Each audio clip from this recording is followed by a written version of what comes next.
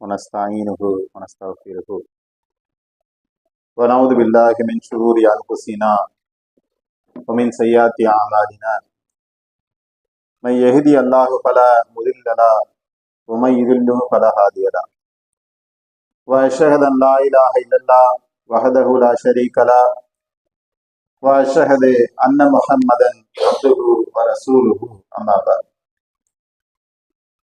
அளவற்ற அருளாளனும் நிகரற்ற பேரன்புடையனுமாகிய எல்லாம் அல்ல அல்லாஹுவை போற்றி புகழ்ந்தவனாக ஆரம்பம் செய்கின்றேன்.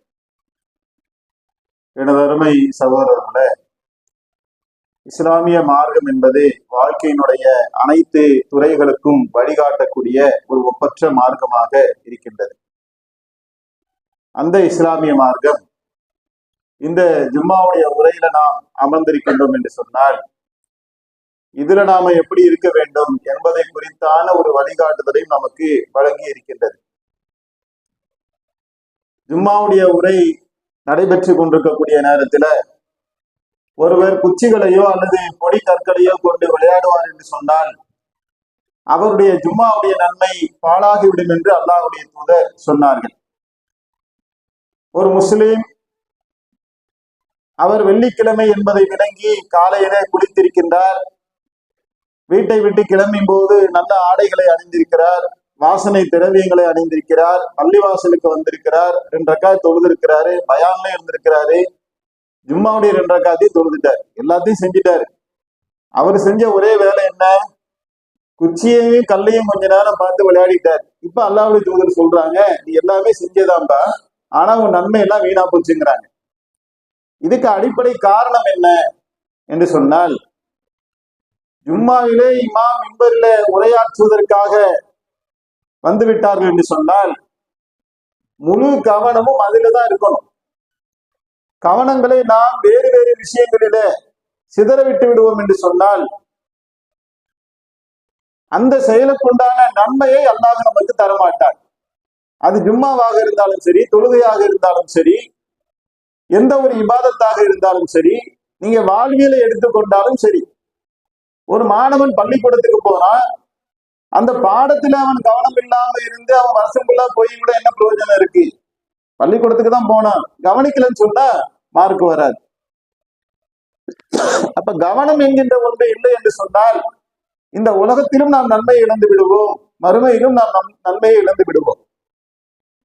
அப்ப கவனிக்காதவர் என்ன செஞ்சுக்கிட்டு இருக்காருன்னு ஒரு கேள்வி இருக்குல்ல. அவர் இது தேவையில்லை நினைக்கிறார், அதனால தானே கவனிக்காம இருக்கிறாரு.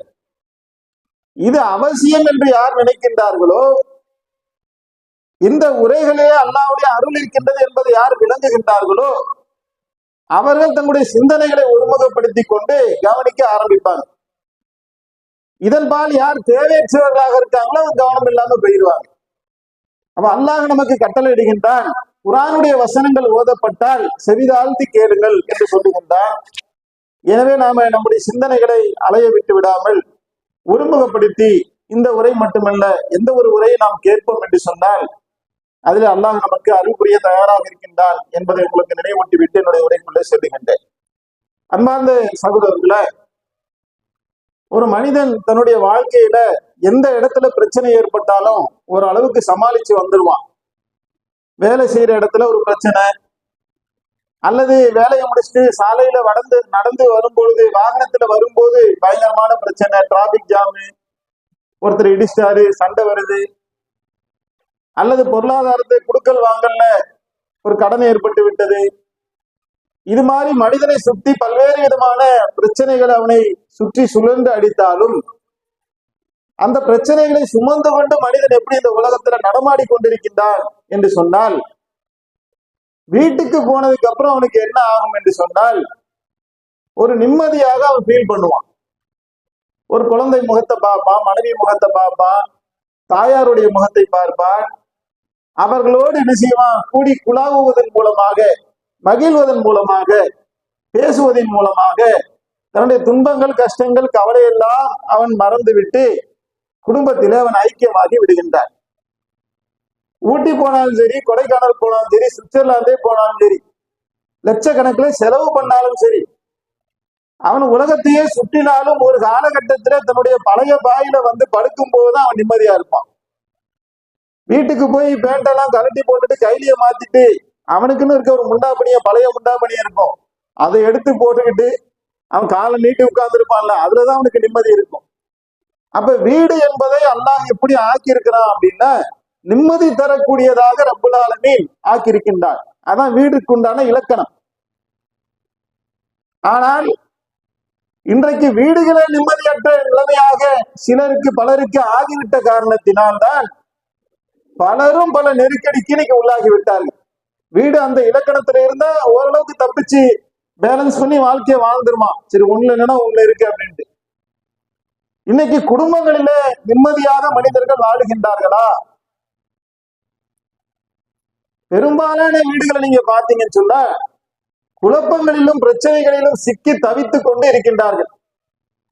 ஒருத்தன் கல்யாணம் பண்ண போறேன் என்று சொன்னாலே இந்த ஆடு இருக்கிறதுக்கு முன்னாடி ஒரு சில சமூகங்களில மாலை போட்டு மஞ்சள் தண்ணி ஊத்தி அதை வந்து கழுத்துல கத்திய வச்சுக்கிட்டு கூட்டிட்டு போனா எப்படி இருக்குதோ அந்த மாதிரி இருக்குதுங்க. அவரை கல்யாணம் பண்றவரை பார்த்து கிண்டல் பண்ணக்கூடிய அளவுக்கு நிலைமை இன்னைக்கு மாறி இருக்கு. திருமணமா கல்யாணமா பண்ண போற ஐயோ பாவம் என்று சொல்ற நிலைமைகள்லாம் ஒரு தமாஷா பேசக்கூடிய சூழல்கள்லாம் ஏற்பட்டிருக்கு. அப்ப திருமணம் என்பது அப்படியாப்பட்ட ஒண்ணா அப்படின்னா அதை பண்ணி பார்த்து பலர் வந்து அவன் கல்யாணத்துக்கு முன்னாடி நான் பட்டாம்பூச்சி மாதிரி சிறகடித்து பறந்துகிட்டு வந்தேன், இன்னைக்கு என் வாழ்க்கையை என்ன செஞ்சு ரொம்ப நெருக்கடிக்கு உள்ளாயிருச்சு, ஒரு நாளைக்கு 78 போன் என் முன்னாடி அடிக்கிறா. அப்படி எங்க அம்மா ஒரு 40 போன் அடிக்குது. முதல்ல எங்க அம்மாவுக்கு போன்லாம் கிடையாது, இப்ப அது வேற கையில போனை வச்சுக்கிட்டு எங்க அம்மா ஒரு பக்கம் என் பொண்டாட்டி ஒரு பக்கம் மாறி மாறி எனக்கு போன் அடிச்சு என் வாழ்க்கையில பாதி நாள் போயிருக்கிறாங்க. அப்ப இன்னைக்கு திருமண வாழ்க்கை என்கின்ற ஒன்று ஏன் கசந்து போகின்றது, அதுல என்ன நடக்குது அப்படிங்கிறத நாம மொத்தமாக பார்ப்பதாக இருந்தால் இந்த ஜும்மாவுடைய நேரம் பத்தாது. அதுல இருக்கிற ஒரே ஒரு அம்சத்தை மட்டும் நாம இந்த ஜும்மாவுடைய உரையில பார்க்க இருக்கோம். இந்த உலகத்துல பயங்கரமான எதிரிகள் என்று யாரையாவது சொல்வதாக இருந்தால் அதுக்கு உதாரணம் சொல்லுவாங்க, கீரியும் பாம்பும் போல அப்படிம்பாங்க. ஒரு கீரிக்கும் பாம்புக்கும் சண்டை நடந்துச்சுன்னா அதுல என்ன வேணாலும் நடக்கலாம், அதுல கீரியும் சாவலாம் பாம்பும் சாவலாம், ரொம்ப டஃப்பா இருக்கும். அதனாலதான் கீரியும் பாம்பும் என்ன செய்வாங்க உதாரணத்துக்கு சொல்லுவாங்க. அதுக்கடுத்து யாரையாவது உதாரணம் சொல்லுதாருன்னா மாமியார் மருமக சண்டையை தான் சொல்லுவாங்க.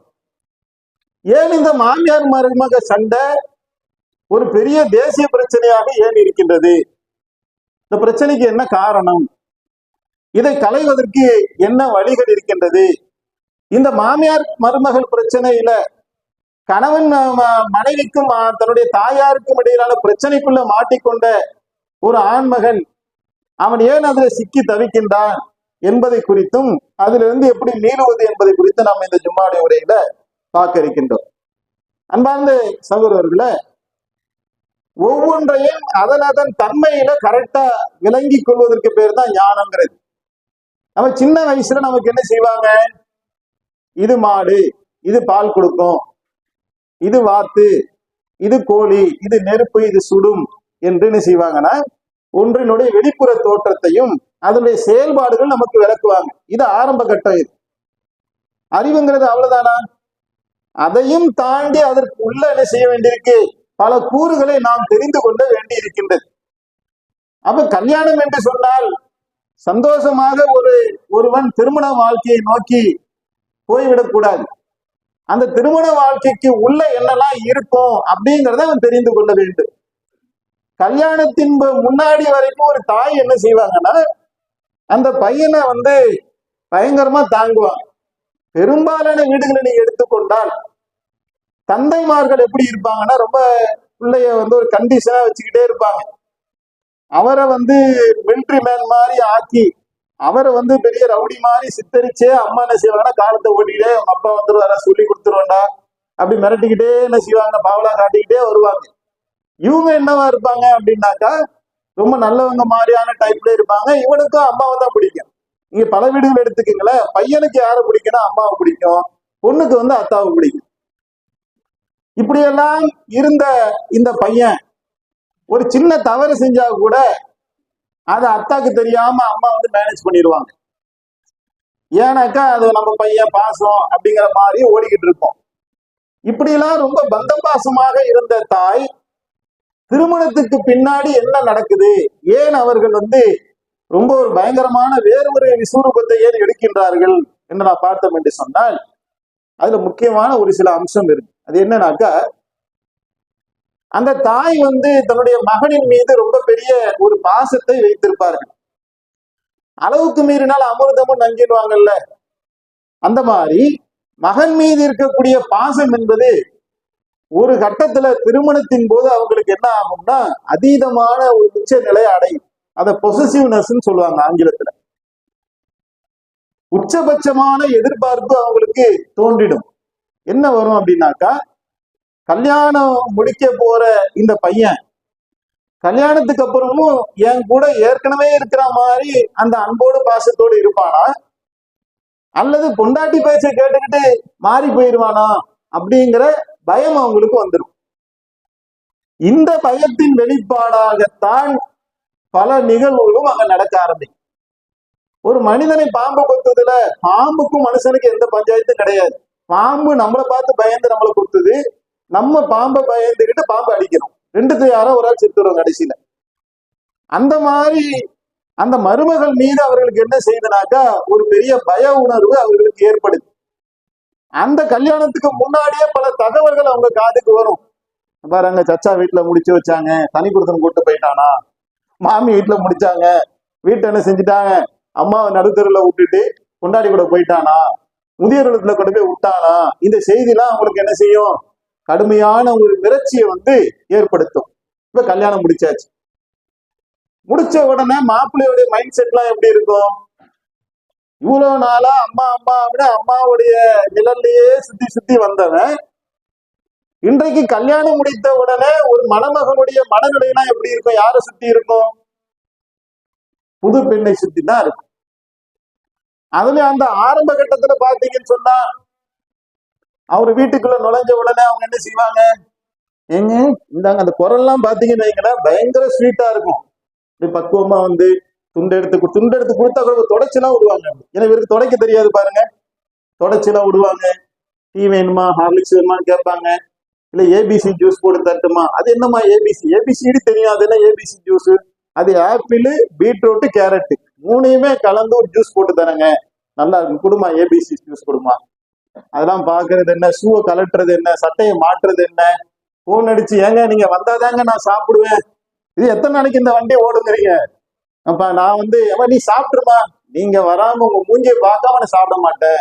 ஆபீஸ்ல இருந்து மதியானம் லஞ்சுக்கு வண்டி எடுத்துட்டு ஓடுவான், என்னன்னாக்க பொண்டாட்டி சாப்பிடாம இருக்கிறா, அவங்க கூட சேர்ந்து நான் சாப்பிடுவேன்னு சொல்லி மனைவியோட போய் இவர் சாப்பிடுவாரு.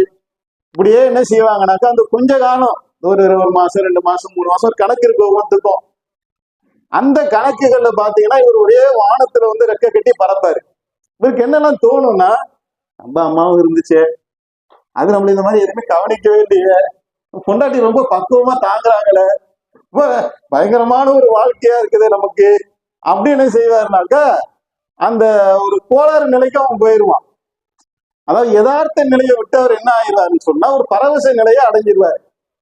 இந்த பரவச நிலையை அடைந்ததுக்கு பின்னால் என்ன ஏற்படும், ஆனா அதுல ஒரு ஈர்ப்பே எல்லாம் வச்சிருக்கிறான். அந்த ஈர்ப்பு இருக்கிறதுனால தானே அந்த வாழ்க்கை வண்டியில சேர்ந்து ஓடுது. இதுக்குள்ள என்ன ஆகும்னாக்கா, ஒரு பூவில தேனை ஒரு வண்டு உண்ணும் பொழுது அந்த தேனினுடைய சுவையில அது அப்படியே அந்த வண்டு மயங்கி கிடைக்கிற மாதிரி ஒரு பொண்டாட்டியினுடைய அந்த கவனிப்புல மற்ற விஷயங்கள்ல உபசரிப்புல எல்லாத்தையும் புது ட்ரெஸ் தான், ஒரே புது சட்டை தான், புது பேண்ட் தான், செட்டு தான், வண்டி தான், இப்படி எல்லாமே செய்து பயங்கரமா வேற லெவல வாழ்க்கை தலைகளை மாறி போச்சு கொஞ்ச நாளையில. இந்த கலவரத்துல அம்மாவும் மறந்துடுவாங்க. ஏற்கனவே அவங்களுக்கு என்ன இருந்துகிட்டு இருக்கு, அவங்க கண்காணிச்சுக்கிட்டு இருக்கிறாங்க தீவிரமா, பையன் எப்படி போறான், எப்படி வரான், யார்கிட்ட பேசுறான், போகும்போது என்ன சொல்லிட்டு போறான், வரும்போது என்ன வாங்கிட்டு வரான், வாங்கிட்டு வந்தது யார்கிட்ட கொடுக்குறான், எல்லாமே இப்ப எப்படியானாக்கா அவங்க ஓடவும் முடியாது ஒடிவும் முடியாதுன்னு சொல்லி டோட்டலா கேமரா 8 பக்கம் வச்சு வாட்ச் பண்ணிக்கிட்டே இருப்பாங்க. இவன் என்ன செய்வான், வெளியே போயிட்டு வந்தவன் நேரம் அங்கிருந்து வரும்போதே மனைவியை பார்க்கணுங்கிற ஐடியாவோட தானே வரான். அப்ப என்ன செய்வான், முன்னாடி எல்லாம் கதவை தட்டிட்டு வீட்டுக்குள்ள வந்தா அம்மான்னு போவான், போய் அம்மாட்ட உட்காந்து என்னம்மா சாப்பிட்டியாமா, என்னம்மா மருந்து மாத்திரை வாங்கினியா, கால் வலி எப்படி இருக்கு என்று பழங்களாம் வாங்கிட்டு போனா அம்மாட்ட கொடுத்து, அம்மா கையால அம்மா பழத்தை உரிச்சு கொடுத்து அம்மா பக்கத்துல உட்காந்து சாப்பிடுவான். இப்படி இப்படி இருந்துட்டு இருந்த காலம் எல்லாம் போய் இப்ப அவன் ஏதாவது வாங்கிட்டு வருவான் கையில, அதை வாங்கிட்டு என்ன செய்வான், நேரா மனைவி கிட்ட போயிடுவான். இப்ப அம்மா என்ன பண்ணும், -10, 10 மார்க் போச்சு, 100 மார்க்குங்க, 100 மார்க்ல இப்ப என்னாச்சு, -10 ஆயிடுச்சு. இப்ப வெளியே போகணும். முதல்ல என்ன செய்வான், அம்மா முதல்ல சொல்லாம கூட போவான், அம்மாவை மதிக்கவே மாட்டான், ஆச்சா போச்சான்னு கத்துவான். அதெல்லாம் மறந்துடும். அந்த அம்மா மறந்துட்டு இதுக்கு மேல டேஞ்சரா தான் கோளாரா தான் இருந்திருப்பான். இப்ப அந்த அம்மா என்ன செய்யும், பயங்கரமா வாட்ச் பண்ணிக்கிட்டே இருக்கு. போகும்போது இவன் என்கிட்ட சொல்றானா இல்லையா அவன் பார்ப்பான். அவன் அந்த பொண்டாட்டி அதான் சொல்லிட்டேன், அவன் வந்து ஒரு தேன் உண்ட வண்டு போல இருக்கிறதுனால என்ன செய்யறான், போயிட்டான்மா அப்படின்ட்டு என்ன செய்வான், சொல்லி சொல்லாத மாதிரி ஓடி போயிடுவான். ஆஹா, நம்மளை மதிக்கவே இல்லையே, 90 போடு -10. அதுக்கப்புறம் என்ன செய்வான், வீட்டுல 2 பேருக்கு இட பிரச்சனை வந்துருச்சுன்னு வைங்களேன். இப்ப இவன் தான் பொண்டாட்டி ஜோர்ல இருக்கான்ல, அப்ப என்ன செய்வானாக்க பொண்டாட்டிக்கு சப்போர்ட் பண்ணி பேசுவான். ஆஹா, பையன் கலந்துகிட்டே போறானே, பொண்டாட்டிக்கு சப்போர்ட் பண்ணிட்டானே, இன்னொரு -10. அப்புறம் அவங்க வீட்டுல இருந்து யாராவது ஆளுங்க வந்தாங்கன்னு வைங்களேன், மாமியார் கவனிக்கிறாங்க, உதாரணத்துக்கு வாங்க மாமி வாங்க மாமி தான் கேட்பான். அவ்வளவுதான். ஆஹா, நம்மளை விட அவங்க மாமியாருக்கு தான் மரியாதை தரான், இன்னொரு -10. ஆரம்ப கட்டத்துல அந்த மருமகளை இந்த அம்மா ஓரளவுக்கு கவனிச்சுதான் இருக்கும். நம்ம பிள்ளை கட்டிட்டு வந்துட்டான். அது நிறைய மருமகளே சொல்லுவாங்க, எங்க அம்மா எங்க மாமியார் 1 மாசம் நல்லா தாங்க இருந்துச்சு, சோறுலாம் ஆக்கி கொடுத்தாங்க, 1 மாசம் போச்சுங்க, அந்த அம்மாவுடைய சுயரூபமே எனக்கு அப்பதான் தெரிய ஆரம்பிச்சது அப்படின்னு சொல்லுவாங்க. நீங்க கேள்விப்பட்டிருப்பீங்க, அந்த பெரிய மாமியார் மருமக பஞ்சாயத்துலலாம் இது நடக்கிறது நீங்க பார்த்துருப்பீங்க. என்ன 1 மாசத்துக்கு அதுல என்ன ஆச்சுன்னா, 1 மாசத்துக்குள்ள டோட்டலா அனலைஸ் பண்ணிட்டாங்க. நம்ம பையனை மொத்தமா நாசமாக்குனதே இவதான், இவன் தப்பு செஞ்சிருக்கான். ஆனா இவங்க யாரைத்தான் வெறுப்பாங்க, பையனை வெறுக்க முடியாதுல்ல, அதனால இவன் வந்ததுல இருந்துதான் அப்படி ஆயிட்டான் என்று ஒட்டு மொத்தமாக இந்த சைத்தான் வந்து அவன் தப்பு செஞ்சான். அவன் தப்பு செஞ்சதுக்கு அல்லாட்ட மன்னிப்பு கேட்டு போறதை விட்டுட்டு ஆதம மனித சமுதாயத்தையே நான் நாசம் பண்ண வந்தான் பாருங்க. இது ஒரு மூல குழம்பிய நிலை. இந்த மாதிரி இவங்க என்ன ஆயிடுவாங்க அப்படின்னாக்கா, என் மீது இருந்த பாசம் போய், என் மீது இருந்த மரியாதை போய், எல்லாமே எனக்கு ஒன்னொன்னா போயிருச்சு, அதுக்கு காரணம் இவதான் என்று என்ன செய்வாங்கன்னா, அப்பத்துல இருந்து ஒரு கணக்கு வச்சுக்கிட்டு இவளை சும்மா விடக்கூடாது, நான் டார்ச்சர் பண்ணணும் என்று மருமகளை என்ன செய்வாங்க, அடுத்தடுத்த காலகட்டங்களில அவங்க கொஞ்சம் கொஞ்சமா தன்னுடைய கோபத்தினால், வெறுப்பினால், அன்பு போயிடுச்சு அப்படிங்கிற அதீத பாசம் கோபமாக வெளிப்பட்டு என்ன செய்வாங்க, அவங்க போறதுல வந்து தடை செய்வாங்க, அவங்க உட்காந்து பேசினா கத்துவாங்க, இந்த மாதிரி அம்மா வீட்டுக்கு போறேன்னா விட மாட்டாங்க, டைட் பண்ணுவாங்க, கடைக்கு வைக்கணும்னு நினைப்பாங்க. இப்படியே விட்டா அவ வந்து அத்தை மீறிடுவாருன்னு சொல்லி இவங்க அடக்க பார்ப்பாங்க. இவங்க அடக்கும் போது அவங்க என்ன செஞ்சிருவாங்க, என் மாமியார் குடும்பக்காரியா இருக்குன்னு அவங்க விலக பார்ப்பாங்க. இப்படி எல்லாம் போய் தான் அந்த குடும்பம் என்ன செஞ்சிடும், செதறிடும். இதுக்கப்புறம் இதுல நிறைய உள் சூட்சமங்களை நீங்க எடுத்து பாத்தீங்கன்னு சொன்னா இது ஒரு பிரச்சனைன்னு ஆயிடுச்சு. பிரச்சனைக்கு அடிப்படை காரணம் என்ன, இவர் நடந்து கொண்ட நடைமுறை ஒரு முக்கியமான காரணமாக இருக்கு. அதுல பாத்தீங்கன்னாக்க ஒரு காலம் அம்மா வீட்டுக்கு போறாங்கன்னு வைங்களேன், நீங்க எந்த பொண்ணு கெட்டி கொடுத்து அம்மா வீட்டுக்கு போனாலும் நல்லதை சொல்லுவாங்கன்னு நினைக்கிறீங்களா, உங்க கணவரை நல்லா பாத்துக்கமா, உன் மாமியார நல்லபடியா பாத்துக்க, உன் குடும்பத்தார நல்ல அப்படி சொல்லுவாங்கன்னு நினைக்கிறீங்களா? 90% அப்படி இருக்காதுங்க. இருந்தால் அல்ஹம்துலில்லாஹ் சந்தோஷம். என்ன சொல்லுவாங்கன்னா, புருஷனை நீ என்ன செஞ்சிருந்தா தனியா கூட்டு, அப்பதான் நீ சந்தோஷமா இருக்கலாம். இப்படி தப்பா என்ன செய்வாங்கன்னா நிறைய மிஸ்கைடு பண்ணுவாங்க. இப்படி மிஸ்கைடு பண்ணி என்ன ஆகும்னாக்கா, இவங்களுக்கு என்ன ஆகும்னா ஒன்றும் புரியாத நிலைமை, 18, 19, 20 வயசுல கட்டி கொடுக்கும்போது என்ன தெரியும், வாழ்க்கையில இருக்கக்கூடிய எந்த அனுபவங்களுமே தெரியாது. அப்ப எங்க மாமியார் இதை சொன்னாங்க அதை சொன்னாங்க, ஒட்டு மொத்தத்தை குடும்பத்தில் இருக்கக்கூடிய அனைத்தையும் கொண்டு போய் கொட்டுவாங்க. இது முதல்ல சரியா? ஒரு குடும்பத்தில நடக்கக்கூடிய விஷயத்தை இவங்க இந்த குடும்பத்துக்குன்னு வாக்கப்பட்டு வந்துட்டாங்கல்ல, இந்த குடும்பத்துடைய மான மரியாதையை காப்பாற்ற வேண்டிய கடமையும் பொறுப்பு இவங்களுக்கு இருக்கா இல்லையா? இதை கொண்டு போய் எல்லாத்தையுமே சொல்லுவாங்க. அது எல்லாத்தையும் கிரகிச்சு அவங்க என்ன செய்வாங்கன்னா, தனியா பிரிஞ்சு வா, இல்ல உங்க மாமியாருக்கு நீ டப்பு கொடு, உன் புருஷனை கைக்குள்ள போடு, அந்த வீட்டுடைய கொத்து சாவி உன் கைக்கு வந்துடணும், அதுக்கு பீரோவுடைய சாவியை கையில எடுக்கிறதுக்கு என்ன செய்யணும், உன் மாமியாரை அடக்கிறதுக்கு நான் ஒரு வழி சொல்லித்தரேன், இன்னென்ன வேலையெல்லாம் பண்ணா உன் மாமியாரை நீ அடக்கலாம். இப்படியே அவங்க ஒரு பக்கம் செய்வாங்க, அடக்குமுறை செய்வதற்கான வழிகளை, தீய வழிகளை சில பேருக்கு, எல்லாரும் இல்லை, இதுல நல்ல சிந்தனை உடையவர்களும் இருக்கிறாங்க, தப்பான வழிகாட்டுதலை கொடுக்கக்கூடியவங்களும் இருக்கிறாங்க. ஒரு பக்கம் இந்த பக்கம் மாமியார் இப்படி, அந்த பக்கம் அம்மா அப்படின்னு ஆயிடுச்சுன்னு ஒரு பேச்சுக்கு அந்த குடும்பம் மிக நிச்சயமாக பிரிவதற்கான சாத்தியக்கூறு அதிகமாயிருக்கு. அந்த பையனுக்கு அந்த பொண்ணுக்கு எந்த பிரச்சனையுமே இருக்காது, அவங்க ரெண்டு பேருமே நல்லா இருப்பாங்க. ஆனால் ஒரு கட்டத்துல ஷரியத்துன்னு வரக்கூடிய நேரத்துல இந்த பிரச்சனையை வச்சு வாழ்க்கையை இழந்து போன பெண்கள் எத்தனையோ பேர். அப்ப இதுக்கு என்ன செய்யணும்? இது இந்த பிரச்சனைக்கான அடிப்படை காரணங்கள் என்ன, இதை களைவதற்கான வழிகள் என்ன என்ன அப்படிங்கறத இன்ஷா அல்லாஹ் நம்ம இரண்டாவது முறையில பார்க்க இருக்கிறோம். எதை கேட்டோமோ அதனுடைய நடக்கக்கூடிய பாக்கியத்தை அல்லாஹ் தஆலா நமக்கு தந்துடுவானா.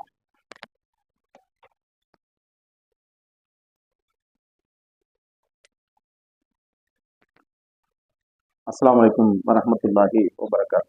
அன்பார்ந்த சகோதரர்களே, ஒரு பிரச்சனையை நாம சரியாக கண்டறிவதுதான் தீர்வுக்கான வழி. ஒருத்தருக்கு நோய் இருக்கு, அவருக்கு என்ன நோய்ங்கிறத கரெக்டா கண்டறிஞ்சாச்சுன்னு சொன்னா மருந்து கொடுக்கறது ஈஸி. மலேரியா வந்திருக்க ஒருத்தருக்கு மஞ்சகாமலை மருந்து கொடுத்தா தீருமா? தீராது. ஒருத்தருக்கு வாதம் அடிச்சிருக்கு, வாதம் அடிச்சவருக்கு ஹார்ட்டுக்கு மருந்து கொடுத்தா தீருமா? தீராது. அப்ப முதல்ல ஒரு பிரச்சனையை நாம கண்டறிந்துட்டோம்னு சொன்னாலே தீர்க்கிறது ஈஸி தானே. அப்ப குடும்பங்களிலே மாமியார் மருமகள் பிரச்சனைக்கான அடிப்படை முக்கிய காரணம் என்ன என்று சொன்னால் இது ஒரு முக்கியமான காரணம். பல காரணங்கள் இருக்கு, இது ரொம்ப ரொம்ப முக்கியமான காரணமாக இருக்குது. அப்ப இதை சரி செய்ய வேண்டிய இடத்துல யாரு இருக்கிறா? அந்த வீட்டினுடைய ஆண்மகன் இருக்கிறார். அப்ப அவர் திருமணம் செய்யும் போது முதல்ல என்ன மாதிரியான அடிப்படையில திருமணம் செய்ய வேண்டும், அதுக்கு மார்க்கம் நமக்கு மிக அழகான வழிகாட்டுதலை கொடுக்குது. நீ மார்க்கப்பற்றுள்ள பெண்ணை திருமணம் முடிந்து வெற்றி அடைந்துக்கோ. பல காரணங்களுக்காக திருமணம் முடிக்கப்படுதுப்பா, நீ மார்க்கப்பற்றுள்ள பெண்ணை திருமணம் முடிக்க. இப்ப மார்க்கப்பற்றுள்ள பெண்ணை திருமணம் முடிக்கும் போது கூடுதலாக பல விஷயங்களை நாம கவனிக்கலாம். அதுல ஒண்ணு என்னன்னா, அந்த குடும்பத்தார், குறிப்பாக அந்த பெண்ணினுடைய தாயார் இருக்காங்கல்ல, அவங்க ஒரு நிதானமான இருக்கிறாங்களாங்கிறத கண்காணிக்கணும், விசாரிக்கணும். அது ரொம்ப ரொம்ப முக்கியம். ஏன்னா ஒரு கட்டத்துல அந்த பெண் குழம்பக்கூடிய நேரத்துல அந்த தாயார் அதை தெளிவுபடுத்தக்கூடிய இடத்துல இருப்பார்களா, மேலும் குழப்பத்தை அதிகப்படுத்துவார்களா? அதையெல்லாம் என்ன செய்யணும்? தாயை போல புள்ள, நூலை போல சேரெல்லாம் ஏன் சொன்னாங்க? பாத்திமா ரலியல்லாஹு அவர்களே அல்லாஹ்வுடைய தூதர் பார்க்கும் போதெல்லாம் சொல்லுவாங்க, கதிஜாவை போல நீ இருக்கிற அப்படிம்பாங்க. கதிஜா அம்மையார்ட்ட என்ன மாதிரியான நற்குணங்கள் இருந்துச்சோ அந்த மாதிரியான குணங்கள் உங்ககிட்ட இருந்துச்சுன்ற கோணத்துல அல்லாஹ்வுடைய தூதர் பேசுவாங்க. அப்ப இந்த தாயினுடைய நல்ல விஷயங்களும் பிள்ளைகளுக்கு கடத்தப்படலாம், தீய விஷயங்களும் கடத்தப்படலாம். அப்ப அதை வச்சு அவங்க எப்படி இருக்காங்கன்றத கூடுதலாக கவனிச்சு நம்ம பொண்ணு எடுத்தோம் சொன்னா அது நமக்கு பயனுள்ளதாக இருக்கும். இந்த மாதிரி ஒரு சூழல் இருந்துச்சுன்னு சொன்னா முதல்ல ஆரம்ப கட்டத்துல ஒரு ஆண் திருமணம் முடிக்கும் போது ஓகே, நம்ம அம்மாவுக்கு என்ன செய்யும், இந்த பொசசிவ்னஸ் வர்றதுக்கு வாய்ப்பு இருக்கு. அப்ப மனைவி கிட்ட பேசணும். அவர் ஒரு நிதானத்துல இருந்துகிட்டு என்ன செய்யணும், ஒரு பொருளை வாங்கிட்டு வர்றாரு, அந்த பிரச்சனையை சொன்னாங்க தீர்க்கிறது அதுதானே. வாங்கிட்டு வந்தா நேரம் அம்மாட்ட தான் கொடுக்கணும். பெருநாளைக்கு துணி எடுத்தாச்சு, அம்மாட்ட கொடுத்து அம்மா நீங்க என்ன செய்யுங்க, உங்க மருமகளுக்கு கொடுங்கம்மா அப்படின்னு சொல்லி பாருங்களேன். அவங்க +10 போட்டுக்குவாங்க. முதல்ல -10 ஆச்சுல, பையன் என்ன செய்யறான், முன்ன கூட இப்படி இருக்க மாட்டாங்க, இப்ப ஆள் ரொம்ப பக்குவம் ஆயிட்டாங்க, பக்கத்து வீட்டுல போய் பேசிக்கிட்டு இருப்பாங்க நீங்க போனதுக்கு அப்புறம். அப்புறம் என்ன செய்யுங்க, வரும்போது போன் பண்றீங்க, அம்மா உங்களுக்கு என்னம்மா வாங்கிட்டு வர, மருந்து வேணுமா, பழங்கள்லாம் வாங்கிட்டு வரட்டுமா, வாங்கிட்டு வந்து நீங்க அவங்க அம்மா கையில கொடுத்துட்டீங்கன்னா முதல்ல என்னன்னே கண்டுக்க மாட்டான். இப்ப உடம்பு சரியில்லையான்னு கேட்கறான், ஆஸ்பத்திரி கூட்டு போவான்னு கேட்கறான், என் பையன் என் மேல என்ன செய்யறான், பாசமா தான் இருக்கிறான்.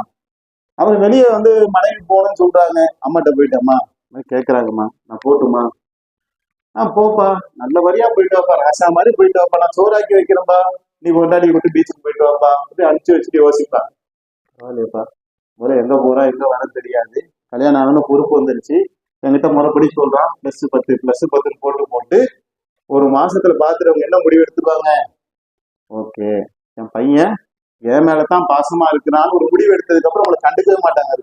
அதுக்கப்புறம் நீங்க நார்மலா ஆயிட்டீங்கன்னு வைங்களேன், அவங்களும் நார்மலா தான் இருப்பாங்க. நீங்க சொல்லாம போனா கூட அவங்களுக்கு ஒண்ணும் தெரியாது, என் பையன் என் மேல பாசமா இருக்கான்பா, ஊரெல்லாம் போய் சொல்லுவாங்க மருமக வந்துச்சுங்க, அப்படி ஒரு மருமக என் மேல அப்படியே பாசமா இருக்குது, என் பையன் என்ன நல்லா பாத்துக்கிறான் என்று சொல்லிட்டு அவங்க மனசுல இருக்க பாரத்தெல்லாம் இறக்கி வைத்த பின்னால் யதார்த்த நிலைக்கு வந்துடுவாங்க. உங்க வாழ்க்கை சீரா போய்கிட்டு.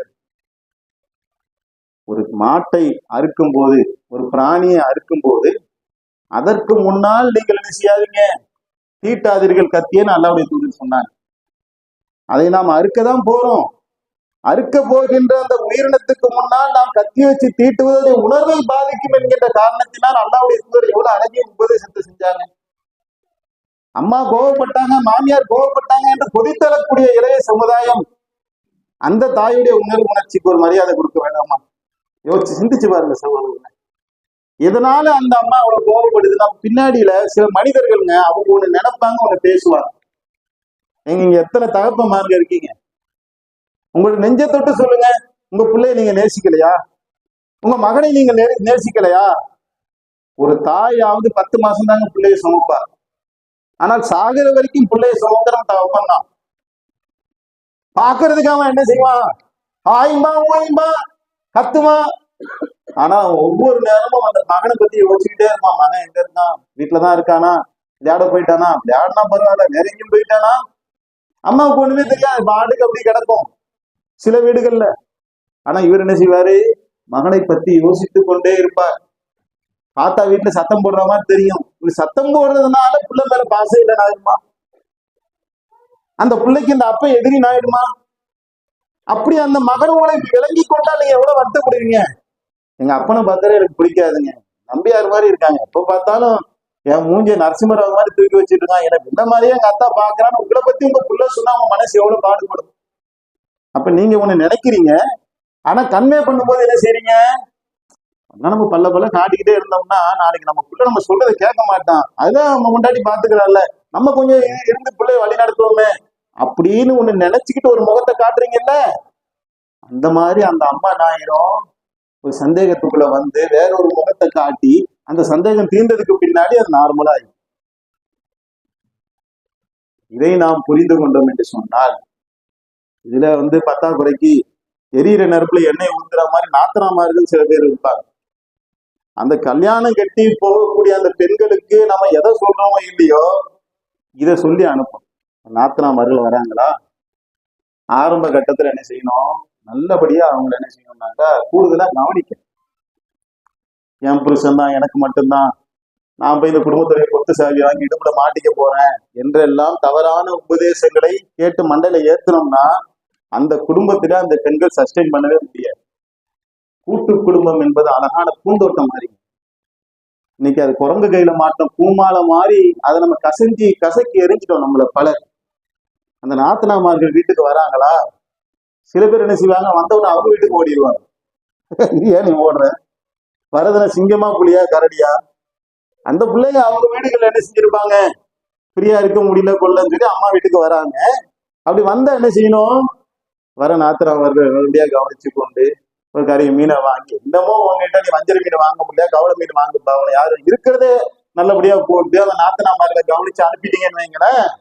அவங்க போய் அம்மாவுக்கு போன் அடிக்குங்க, அம்மா மச்சி நல்லா என்னை கவனிச்சு அனுப்புனாங்கம்மா, நல்லா அல்ல அவனுக்கு நல்ல அருமையான மருமகளை கொடுத்துருக்காளம்மான்னு அவங்க பாஸ்மார்க் போட்டு விட்டுருவாங்க. இல்லைன்னா என்ன செய்வாங்க? ஊசி குத்திக்கிட்டே இருப்பாங்க. உன் மருமக சரியில்லை, வந்தா என்ன மூஞ்சியை காட்டிருச்சு, ஏன்னா இப்படி பண்ணிருச்சு அப்படி பண்ணிருச்சுன்னு அது ஒரு பக்கம் குத்த என்ன ஆயிரும்? நல்லா இருக்கிற அம்மா கூட வெறுப்புக்கு போயிடும். இதெல்லாம் நம்மளை சுத்தி நடக்கக்கூடிய விஷயங்களை அனுசரிச்சு யதார்த்தத்தை புரிந்து கொண்டு ஒரு முஸ்லீமா ஒருத்தன் இருக்கிறான்னு புத்திசாலியா இருக்கக்கூடியதான் முஸ்லீமா இருக்க முடியும். அல்லாஹ் என்றால் யார், மனிதன் என்றால் யார், வாழ்க்கை என்றால் என்ன, குர்ஆன் என்றால் என்ன, ஒவ்வொன்றை குறித்துமான சரியான புரிதல் இருந்தால் அவன் வாழ்க்கை நிம்மதியா இருக்கும்.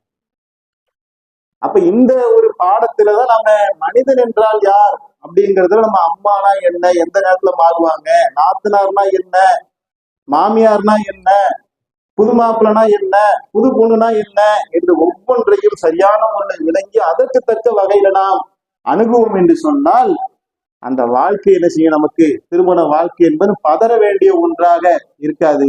அந்த வாழ்க்கை நிம்மதி அளிக்கக்கூடியதாக ஆயிரும். ஒரு மனிதர் என்னைக்கு தன்னுடைய வாழ்க்கையில நிம்மதி அடைகின்றானோ, அமைதி ஏங்க இன்னும் சொல்ல போனா அமைதி அடைவதற்காகத்தான் ஆதமில இருந்து அவ்வாவை அல்லாஹ் படைச்சேங்கிறான்.